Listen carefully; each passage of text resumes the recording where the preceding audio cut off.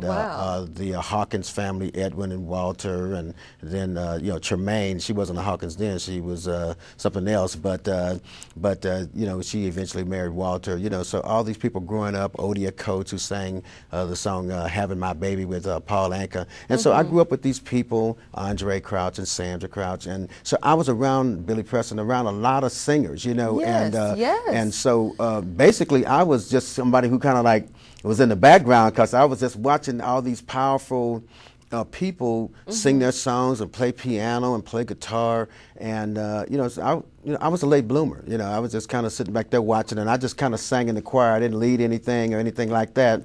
And then when I became a teenager, a friend of mine was going to this little small church, and maybe they had about 25, 30 members. He's like, man, come over here, you know, couple pretty girls. The pastor's got a couple pretty daughters and stuff. So I went over there, and so then that's when I really began to utilize my talent because they really needed me. So they would say, hey, you know, you want to sing a song and, you know, sing an A and B selection. Well, it's a gift. Right. I mean, singing is a gift. Yeah. You know, music soothes the soul and everyone can relate to it. Right. So then being around all those, you know, a lot of those old people singing a lot of those hymns, and then, you know, I would still hang out with my friends because we'd get together, and, you know, they had a big church up there, and we on Sunday nights or Saturday nights we'd have musicals, and everybody. And you were entering talent shows and winning talent shows. Well, that was a little bit later. Then after when I got about 19 or so, you know, I started like, you know, kind of sneaking off from the church a little bit, and sneaking in the nightclubs, and then they had I was in college, and they had a club called the Showcase there in the city that I grew up, Showcase Lounge, and they had every Thursday night they would have a talent show. Yeah. And the way, you know, if you won, you'd get like $25, $30, and you know, for a college student, that was a lot of money. And so I was definitely down there trying to, you know, to win that money. Actually, I went down there on a dare from one of my friends, and so I was a little apprehensive about it. But once I got that first $25, $30, I was like, okay, every Thursday night, I know where I'm going to be.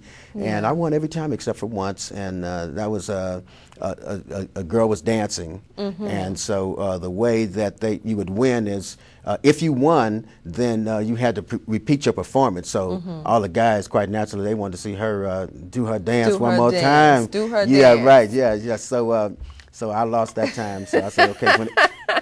From now on, you know, if there's a lady dancing, I'm not trying to trip on that. I'm not trying to go out for the money. But so that's when I, you know, started like really thinking, well, maybe I could do this as a profession. And I met a guy by the name of Ray Shanklin, who was working for Saul Zaentz, who later became, you know, Saul Zaentz later produced the movie Cuckoo's Nest and Amadeus and all of that. But Saul had a small record company up in San Francisco, and so then I went over there, and you know, they wanted to know if I wanted to make a record, and then he had a young kid working in the stockroom named John Fogerty, who later went on to be, you know, John Fogerty of Creedence Clearwater Revival. So we would write songs and things like that. So those were the kind of people that I grew up with that inspired me. And we're working with. And I was working with, right? And we had, you know, friendly competition. You know, like who could write the best songs. You know, who could dance the best. And I always lost the dance contest, but. But not the singing contest. But the singing, you know, I kind of held my own after I realized that there was something that I could do, that I did have a special gift, and I wanted to, you know, to utilize it, enhance it. And with that, knowing that you have this special gift, I mean, coming up to today, your voice is stronger than ever. Well, you know, it's interesting. I still sing all my songs in the same key. And so a lot of times my friends are running to musicians on the road, and they're telling me, well, you know, I dropped a key or something like that. And it's really hard to, you know, for a lay person to hear it, you know, hear the difference, because it's, you know, it's kind of a little nuance. But I still sing all my songs in the same key and everything, and so it's, you know, it's kind of interesting. And some of those songs that I sang with Tower Power, you know, they were strenuous songs because they had a lot of changes. Tell us a little bit about Tower of Power. Yes. Well, Tower Power was an interesting band in that it was a multiracial band in that the majority of people in that band were white, and I was the black lead singer. So sometimes you'd have these multiracial bands, but the front person wasn't black, you know. And then they had Chester Thompson, who's also black, playing the organ, and then everybody else in the band was either white or Latino, and so it was real interesting. And you know, we had a special blend of music that kind of blended, because we had a lot of horn players, so you know, they liked a lot of changes and a lot of arpeggios and things of that nature. So it was, by me coming straight from the church, you know, church music is one change or two changes, no more than two changes, you know, if that. And so I think the only thing that really saved me, because I grew up playing the trumpet, so I knew how to read music, and but I didn't really. I had stopped playing trumpet, and so it was a difficult period for me. Those songs are really great. Sometimes I listen to them, I'm saying, wow, you know. And I remember certain instances where I would be in the studio, you know, nearly in tears, because you know.